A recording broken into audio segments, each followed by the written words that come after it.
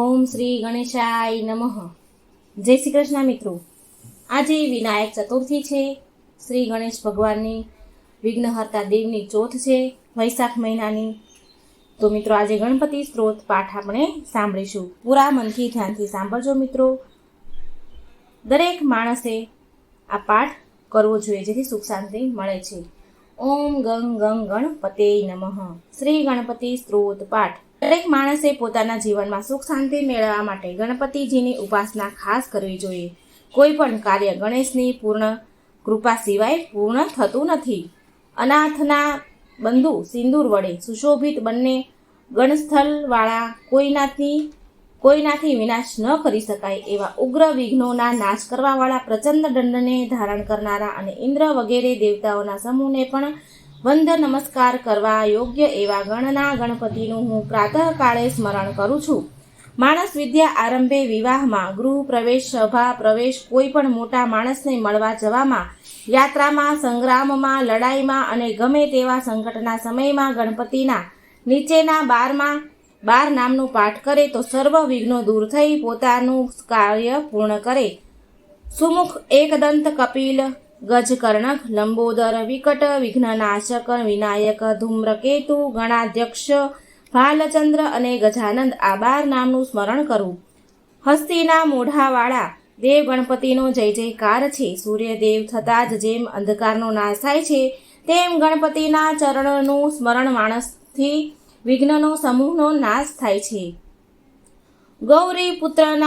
ગૌરી પાર્વતીના પુત્ર વિનાયક ગણપતિ દેવને પ્રણામ કરી આયુષ્ય કામના માટે અને સર્વ કાર્યની સિદ્ધિ ભક્તોના આવા સ્નાન સ્વરૂપ ગણપતિજીનું નિત્ય સ્મરણ કર. પહેલા વક્રતુંડને, બીજા એકદંતને, ત્રીજા કૃષ્ણ પિંગાક્ષને, ચોથા ગજવકત્રને, પાંચમા લંબોદરને, છઠ્ઠા વિકટને, સાતમા વિઘ્નરાજને અને આઠમા ધ્રુમ વર્ણને, નવમા ભાલચંદ્રને, 10મા વિનાયકને, 11મા ગણપતિને અને 12મા ગજાનંદને. જે માણસ આ 12 નામના પ્રાતઃકાળે, મધ્યકાળે અને સાયંકાળે જાપ કરે છે તેને વિઘ્નનો ભય રહેતો નથી અને દરેક કાર્યમાં સિદ્ધિ મળે છે. જે વિદ્યાર્થી હોય છે તે આ પાઠ કરે છે તો તેને વિદ્યા મળે છે. ધનની ઈચ્છાવાળો પાઠ કરે તો તેને ધન મળે છે. પુત્રની ઈચ્છાવાળો પાઠ કરે તો તેને પુત્ર સંતાન મળે છે. અંતે મોક્ષની ઈચ્છાવાળો પાઠ કરે તો ગતિને મોક્ષ મેળવે છે. જે માણસ આ ગણપતિ સ્ત્રોતનો પાઠ કરે છે તેને આ સ્ત્રોતનો પ્રારંભ પછી 6ઠે માસે ફળ મળે છે અને 1 વર્ષ સંપૂર્ણ સિદ્ધિને એ માણસ મેળવે છે. એમાં સંશય નથી. પરંતુ આ પાઠની શરૂઆત કર્યા પછી એક પણ દિવસ વચમાં ગાળો પડે નહીં એનું ખાસ ધ્યાન રાખવું અને એમ થાય તો ફરીથી શરૂઆત કરવી. જે માણસ પાઠ 8 બ્રાહ્મણને આ સ્ત્રોત લખીને આપે છે એને ગણેશની કૃપાથી સર્વ વિદ્યા પ્રાપ્ત થાય છે. ઓમ રૂપી ગણપતિને નમસ્કાર. તમે પ્રત્યક્ષ તત્વ છો, તમે જ કરતા છો, બ્રહ્મા છો, તમે જ કેવળ ધરતા વિષ્ણુ છો અને તમે જ કેવળ હરતા હર છો અને આ સરાચર વિશ્વમાં બ્રહ્માંડમાં પણ તમે જ જગત બ્રહ્મરૂપ વ્યાપી રહો છો. તમે પ્રત્યક્ષ આત્મા છો. હું ઋતુ જ કહું છું, હું સાચું જ કહું છું. મારું તમે રક્ષણ કરો. બોલનારાનું રક્ષણ કરો, શ્રવણ કરનારાનું રક્ષણ કરો, પાછળથી રક્ષણ કરો, આગળથી રક્ષણ કરો, ઉત્તરમાં રક્ષણ કરો, દક્ષિણમાં રક્ષણ કરો, ઉપરથી રક્ષણ કરો, નીચેથી રક્ષણ કરો અને ચારેય બાજુથી મારું રક્ષણ કરો. તમે વાણી રૂપી છો, તમે ચિત્ત સ્વરૂપ છો, તમે આનંદમય બ્રહ્મ સ્વરૂપ છો. ચિત્ત અને આનંદમય અદ્વિતીય છો. તમારામાં આ સર્વ ત્રિગુણાત્મક આખું વિશ્વ ઉત્પન્ન થયું છે. તમારામાં આ સર્વ જગત રહ્યું છે અને તમારામાં અંતે સર્વ જગત લઈને નાશને પામે છે અને ફરીને પણ આખું આ સર્વ જગત તમારામાં દેખાય છે. તમે ભૂમિ, જલ, અગ્નિ, વાયુ અને આકાશ છો. તમે દેહથી અતીત છો, તમે કાલથી અતીત રહિત છો. તમે શરીરની અંદર મૂલાધારે ગુદાના સ્થાનમાં નિત્ય રહ્યા છો. તમે પણ 3 જાતિની શક્તિરૂપ છો. યોગીઓ તમારું નિરંતર ધ્યાન કરે છે. તમે બ્રહ્મા છો, તમે વિષ્ણુ છો, તમે રુદ્ર છો, તમે ઇન્દ્ર છો, તમે અગ્નિ છો, તમે બ્રહ્મવાચક છો. ભૂર્ભુવ સ્વઃ 3 સ્વરૂપ છો. પ્રથમ ગકારનો ઉચ્ચાર કરો, ત્યાર પછી તેની સાથે આકારનો ઉચ્ચાર કરો એટલે કે આકાર સહિત ગનો ઉચ્ચાર કરો. પછી તેના ઉપર અનુસ્વારનો ઉચ્ચાર કરો. અનુનાસિક સાથે કરો. ગ એમ સમજવું, એની પાછળ ઓમકાર કરવા અને ઓમ ગ એકાક્ષર ગણપતિ મંત્રને સમજવો. એ બધાના સાથે ઉચ્ચાર કરવાથી સંહિતા કહેવાય છે. એ ગકારની આરંભી ગણેશ વિદ્યા સમજવી.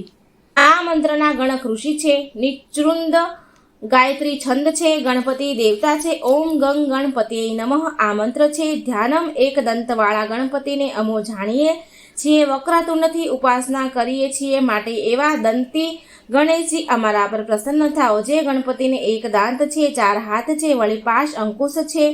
વરદ દાંતને વરદ હાથને જેઓએ ધારણ કર્યા છે. મૃષક જેની ધ્વજામાં છે, જેનો લાલ વર્ણ છે. લાંબુ ઉંદર છે, સુપડા જેવા કાન છે. લાલ વસ્ત્રને ધારણ કરનારા જેઓ પુરુષ અને માયાથી પરે છે, જેઓ સૃષ્ટિની આદિમાં ઉત્પન્ન થયા છે, એવા ગણપતિનું જે ધ્યાન કરે છે તે યોગીઓમાં શ્રેષ્ઠ ગણાય છે. સમૂહના પતિને નમસ્કાર. ગણપતિને નમસ્કાર. પ્રથમ નામના ગણના પતિને નમસ્કાર. લાંબા ઉદરવાળા એક દંતને ધારણ કરનાર, વિઘ્નને દૂર કરનાર, શિવના પુત્ર શ્રી વરદ મૂર્તિ ગણપતિને નમસ્કાર. આ અર્થવશિષ્ટ જે ભણે છે તે બ્રહ્મ રૂપ પામે છે. તે સર્વ વિઘ્નો વડે પરાભવ પામતો નથી. ચારે બાજુથી સુખ મેળવે છે. પંચ મહાપાપથી મુક્ત થાય છે. સાયંકાળે પાઠ કરે તો તે દિવસના પાપોનો નાશ થાય છે. સવારે પાઠ કરે તે રાત્રિના પાપોનો નાશ કરે છે. અને સાયંકાળે પ્રાતઃકાળે પાઠ કરે તો વિઘ્ન વગરનો થાય છે. 24 કલાક ભણે તો તેને વિઘ્ન આવતા નથી. આ અર્થશીર્ષના પાઠથી માણસ ધર્મ, અર્થ, કામ અને મોક્ષને મેળવે છે. આ અર્થશીર્ષ અશિષ્ય જેને શ્રદ્ધા નથી એવાને આપવું નહીં, અને કદાચ મોહથી, લોભથી જો અપાય તો આપનાર પાપવાળો થાય છે.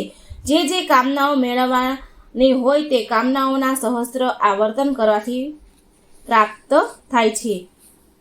આ અર્થવશિષ્ટ ભણીને જે ગણપતિ અભિષેક કરે તે વક્તા થાય છે. ચોથને દિવસે ભૂખ્યા રહી જપ કરે છે તે વિદ્યાવાળો થાય છે, એવું અર્થવનું કહેવું છે. બ્રહ્મ વિદ્યા જાણીને આચરણ કરનાર કદાપી બીતો નથી. જે દુર્વા વડે યજન કરે છે તે શ્રાવણ કરનારાઓમાં શ્રેષ્ઠ છે.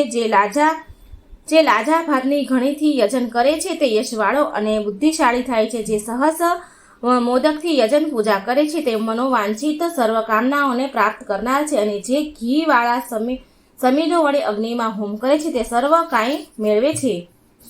આ ગણપતિ અર્થવશિષ્ટને જાતે લખી 8 બ્રાહ્મણોને આપવાથી મહાસૂર્યની જેવી કાંતિવાળા થાય છે. સૂર્યગ્રહણના સમયે મહાનદીના અથવા ગણપતિની પ્રતિમામાં મૂર્તિ સામે જપ કરવાથી આ અર્થવશિષ્ટ રૂપી મંત્ર સિદ્ધ થાય છે અને મહાવિદ્યાથી, મહાદોષથી, મહાવિઘ્નોથી, મહાપ્રત્યવાયોથી મુક્ત થાય છે.